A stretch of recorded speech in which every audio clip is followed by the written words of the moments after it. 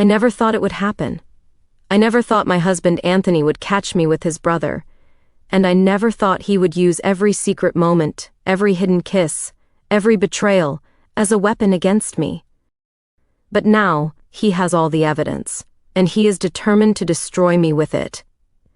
Before I explain how my world collapsed, make sure you like this video and subscribe, because this story is not easy to tell.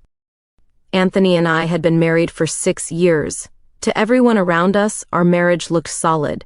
We had a home people admired, a relationship that seemed calm, and Anthony was always seen as the quiet, dependable husband. He rarely raised his voice, he never fought, and he always gave me space. At first, I admired that. I thought I had married a man who trusted me completely. But that same silence slowly began to suffocate me.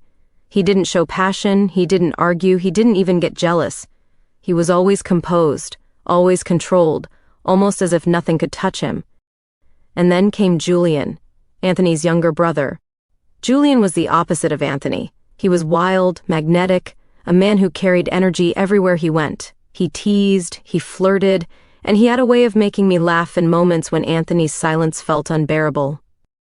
I told myself it was harmless, just casual conversation, lighthearted jokes. But inside I felt the difference. The spark that Anthony never gave me was there in Julian's eyes every time he looked at me. And I was weak enough to want more.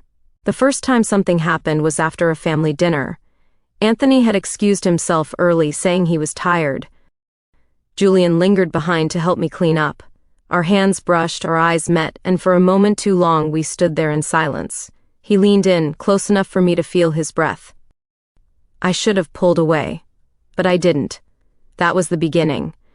After that night, everything changed. It started with short, stolen moments. Julian would text me late at night, and I would answer even though I knew I shouldn't. He would find reasons to stop by the house when Anthony was at work, and slowly the boundaries dissolved. The guilt was there, yes, but so was the rush. I convinced myself Anthony would never suspect. He was too quiet, too trusting, too distracted by his own world to notice what was happening under his nose. But even then, I should have seen the signs. The way Anthony would look at me a little too long when I came home late. The way he would ask simple questions, but never push when my answers were vague. The way he smiled faintly whenever I gave excuses. I thought his silence meant ignorance, but it meant something far more dangerous. Julian and I became reckless. The thrill blinded us. We stole hours during the day. We lied about errands and trips. Sometimes, even when Anthony was in the house, we risked everything for one more touch. And Anthony? He never raised suspicion. He never argued. In fact, he became even more understanding. If I said I was tired, he let me rest. If I said I needed space, he gave it. If I said I was going out, he never once stopped me. At the time, I thought I was lucky. I thought I had outsmarted him. But in truth, every excuse, every lie, was another piece of rope I was tightening around my own neck. Then came the night when the truth could no longer be hidden. Julian and I believed Anthony had gone on a business trip. We were together, careless, in the very home I shared with my husband. The door opened, and there he was. Anthony stood there, phone in hand, recording. His eyes didn't burn with rage. They didn't flash with shock. They were calm. Cold, patient. He had been waiting for this. Julian froze. I couldn't move. The air thickened with shame. And without a word, Anthony turned and walked away. That was the moment I knew my life as I knew it was over. The following day, Anthony wasn't home, but he left an envelope on the dining table. Inside were photographs, printed screenshots of my text messages, and even videos of the nights I thought were secret. He had everything, every lie, every betrayal. I couldn't breathe as I flipped through the pages. He had known for months. He hadn't been blind, or weak, or naive. He had been documenting, collecting, and preparing. When I finally saw him later that night, his words cut through me like a knife. I knew from the beginning, he said. You thought you were clever. You thought I was in the dark. But I was watching. Every time you lied, I made sure to keep the truth. And now, you'll pay for it. He didn't shout. He didn't curse. He simply placed divorce papers in front of me.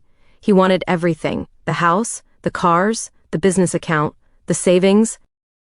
And attached to the papers was the real threat. If I didn't comply, he would release the videos. To my family, to my colleagues, to everyone who ever respected me. Julian was gone. He stopped answering my calls, vanished without a trace. The man who had ignited the fire left me to burn in it alone, and I was left staring at Anthony, realizing I had never truly known the man I married. Now, everything is falling apart. My marriage is destroyed. My reputation is hanging by a thread. My future is in Anthony's hands. He wasn't the oblivious husband I thought he was. He was calculating, methodical, and merciless. He let me dig the hole myself. He let me believe I was safe, all while building the case that would destroy me. And now, he's using that evidence to take everything I have ever built. I ask myself every night, what hurts more? The fact that I betrayed him, or the fact that he knew, and still chose to stay silent until the knife would cut deepest? I don't know if I should fight back, risking the exposure of every secret moment, or surrender and give him all he asks for. Either way, I am trapped. Tell me, what would you do if you were me? Would you resist and risk the ruin of your name, or would you give him everything and walk away with nothing? If this story made you think, share your thoughts in the comments.